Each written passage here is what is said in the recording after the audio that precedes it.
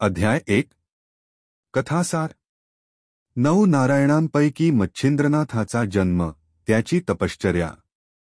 ग्रंथारंभी मालुकवी म्हणतात, कलियुगास प्रारंभ झाला त्यावेळी लक्ष्मीकांताने नवनारायण यांना द्वारकेस बोलावून आणण्याकरिता आपल्या सेवकास पाठविले। त्यावेळी सुवर्णाच्या सिंहासनावर लक्ष्मीकांत बसला होता। जवळ उद्धवही होता।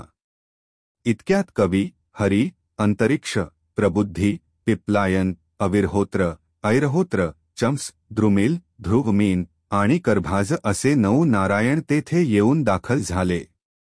त्यास पाहताच हरीने सिंहासनाखाली येऊन मोठ्या गौरवाने त्यास आलिंगन देऊन आपल्या सुवर्णाच्या सिंहासनावर बसविले। नंतर त्यांची षोडशोपचारांनी पूजा केली। तो मोठा समारंभाचा थाट पाहून कोणत्या कारणास्तव आम्हास बोलावून आणिले, असे नवनारायणांनी हरीस विचारिले। तेव्हा त्यांनी त्यास सुचविले की आपणा सर्वांना कलियुगात अवतार घ्यावयाचे आहेत।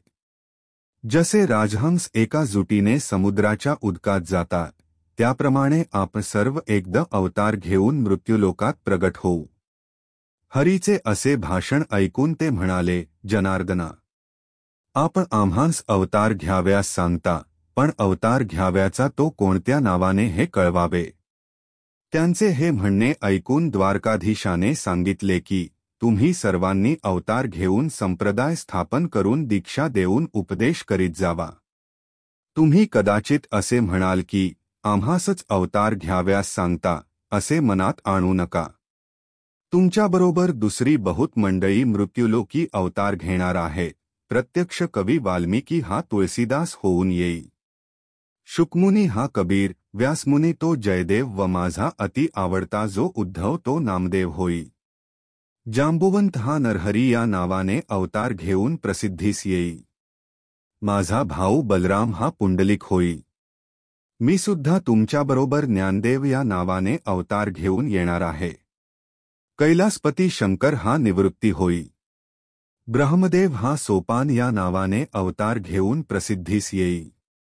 आदिमाया ही मुक्ताबाई होई। हनुमंत हा रामदास होई। मजशी रम्माण होणारी जी कुब्जा ती जनी दासी या नावाने उघडकीस येई।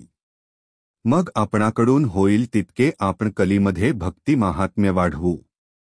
अवतार कोणत्या ठिकाणी व कशा रीतीने घेऊन प्रगत व्हावे ते सविस्तर कळविण्याविषयी नवनारायणांनी पुन्हा विनंती केली।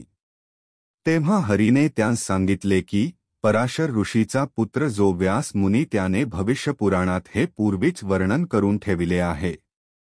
पूर्वी ब्रह्मदेवाचा वीर्यापासून 88,000 ऋषी निर्माण झाले। त्याप्रसंगी वीर्याचा काही भाग ठिकठिकाणी पडला आहे, पैकी थोडासा भाग 3दा यमुनेत पडला।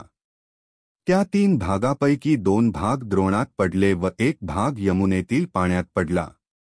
ते वीर्य लागलेच एका मच्छीने गिळले, तिच्या उदरात कवी नारायणाने जन्म घेऊन मच्छिंद्रनाथ या नावाने जगात प्रगट व्हावे।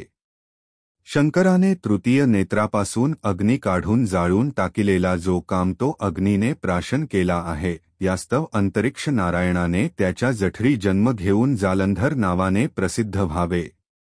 ते अशा रीतीने की कुरुवंशात जन्मेजय राजाने नागसत्र केले आहे, त्याच्याच वंशात बृहद्रवा राजा हवन करील, तेव्हा द्विमूर्धन, अग्नी, गर्भ सांडील। त्या प्रसंगी जालंधराने त्या यज्ञकुंडात प्रगट व्हावे। 88,000 ऋषी झाले तेव्हा ब्रह्मदेवाच्या वीर्याचा काही अंश रेवातीरी सुद्धा पडला आहे, ते चमसनारायण याने रेवणसिद्ध या नावाने प्रगट व्हावे।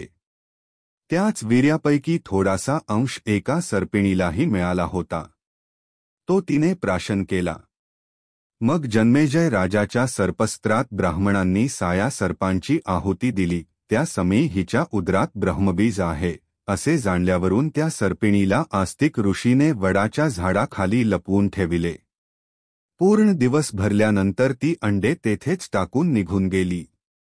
ते अंडे अजून तेथे होते तसे आहे। त्यात आविर्होत्र नारायणाने जन्म घेऊन वटसिद्ध नागनाथ या नावाने प्रसिद्ध व्हावे। मच्छिंद्रनाथ याने सूर्यरेत प्राप्तिस्तव मंत्र म्हणून दिलेले भस्म उकिरड्यावर पडेल, त्यात सूर्य आपले वीर्य सांडील, ते उकिरडामय असेल, त्यात हरिनारायण याने गोरक्ष या नावाने प्रगट व्हावे. दक्षाच्या नगरात त्याची कन्या पार्वती हिला लग्नसमारंभस्मयी पाहून ब्रह्मदेवाचे वीर्य गळाले. त्यास्मयी त्यास परम लज्जा उत्पन्न झाली. मग ते वीर्य रगडून चौफेर केले. त्यावेळी ते एके बाजूस 60,000 ठिकाणी झाले. त्याचे 60,000 वालखिल्य ऋषी झाले. दुसऱ्या अंगाचे केराबरोबर भागीरथी नदीमध्ये पडले. ते कुश बेटात गेले. ते अद्यापि तेथे तसेच आहे. यास्तव पिप्लायन नारायणाने तेथे प्रगट होऊन चरपटीनाथ नावाने प्रसिद्ध व्हावे. भर्तरी या नावाने भिक्षापात्र कैलिक ऋषीने अंगणात ठेविले होते. त्यात सूर्याचे वीर्य अकस्मात पडले. ते त्याने भर्तृहरी तसेच जपून ठेविले आहे. त्यात धीवमीन नारायणाने संचार करून भर्तरी या नावाने अवतीर्ण व्हावे. हिमालयाच्या अरण्यात सरस्वतीचे उद्देशाने ब्रह्मदेवाची वीर्य गळाले. त्यातले थोडेसे जमिनीवर पडले. त्यावरून वाघ चालल्यामुळे त्याच्या पायात राहिले व थोडेसे हत्तीच्या कानात पडले. त्यात प्रबुद्धाने संचार करून कानिफा या नावाने प्रगट व्हावे. गोरक्षाने चिखलाचा पुतळा केला.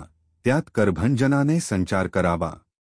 अशा रीतीने कोणी कोठे व कसे जन्म घ्याव्याचे ह्याही नवनारायणांना खुलासेवार समजूत करून दिली. मग ते आज्ञा घेऊन तेथून निघाले व मंदराचलावर गेले. तेथे शुक्राचार्यांच्या समाधीजवळ समाधिस्थ होऊन राहिले. पुढे हे 9 व शुक्राचार्य असे 10 जण निघाले. एके दिवशी शिवपार्वती कैलास पर्वतावर असता तुम्ही जो मंत्र जपत असता त्याचा मला अनुग्रह द्यावा असे पार्वतीने शंकरास म्हटले. हे ऐकून तो तिला म्हणाला, मी तुला त्या मंत्राचा उपदेश करीन, पण यासाठी एकांतस्थान पाहिजे. तर चल, आपण ते कोठे आहे त्याचा शोध करू. असे म्हणून ती उभयता एकांतस्थान पाहाव्यास निघाली. ती फिरत फिरत यमुनेवर आली. तेथे मनुष्याचा वास नव्हता. यामुळे ते स्थान त्यांनी पसंत केले व तेथे ती उभयता बसली. तेथे पार्वतीस सुंदर मंत्रोपदेश करू लागले. पण ज्या एका मच्छाने ब्रह्मवीर्य गिळून यमुनेत प्रवेश केला होता ती गर्भिणी जवळच उदकात होती. तिच्या उदरातील गर्भ तो मंत्र ऐकत होता. तेणे करून त्यास शुद्ध ज्ञान प्राप्त झाले व द्वैत भाव नाहीसा होऊन तो ब्रह्मरूप झाला. उपदेश संपल्यावर उपदेशाचे सार काय समजलीस म्हणून शंकराने पार्वतीस विचारले. इतक्यात मच्छिंद्रनाथ गर्भातून म्हणाला की सर्व ब्रह्मरूप आहे. हा ध्वनी ऐकून शंकराने तिकडे पाहिले. तेव्हा मच्छीच्या उदरी कविनारायणाने संचार केल्याचे समजले. मग त्यास शंकराने सांगितले की तुला माझा उपदेश ऐकल्याने पुष्कळ लाभ झाला, परंतु हाच उपदेश मी तुला दत्तात्रेयाकडून करवीन. यास्तव तू पुढे बद्रिकाश्रमास ये, तेथे मी तुला दर्शन देईन. असे सांगून पार्वतीसह शंकर कैलासास गेले. मच्छिंद्रनाथ मच्छीच्या उदरामध्ये तोच मंत्र जपू लागला.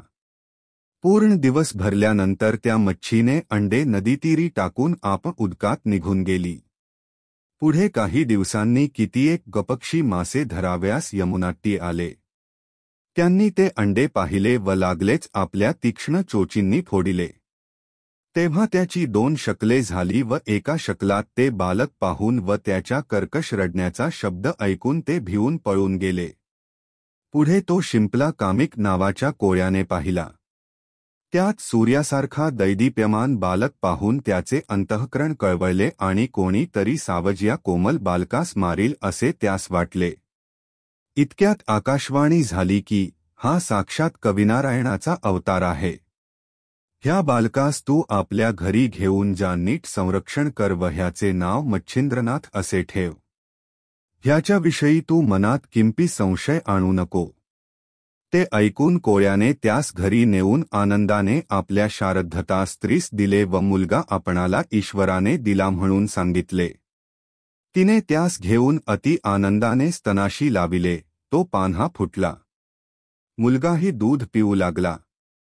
मग मुलास न्हाऊमाखू घालून पाळण्यात निजविले.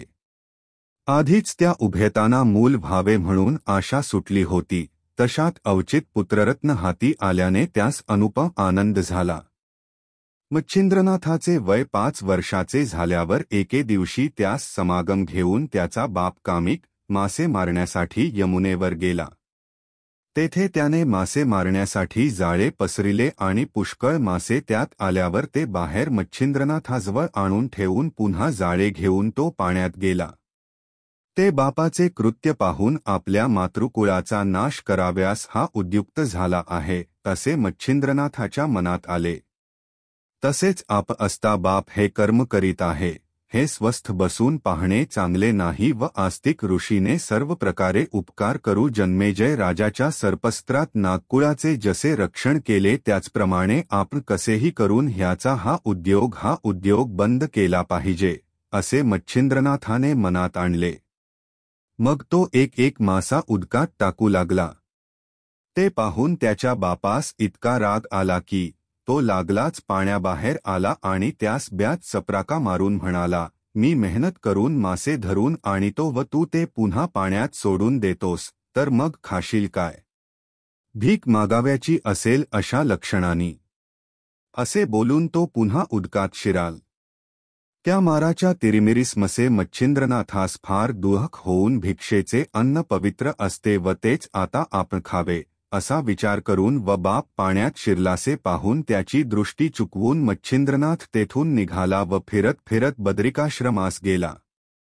तेथे त्याने 12 वर्षे तपश्चर्या केली. ती इतकी कठीण की त्याच्या हाडांचा सांगाडा मात्र राहिला.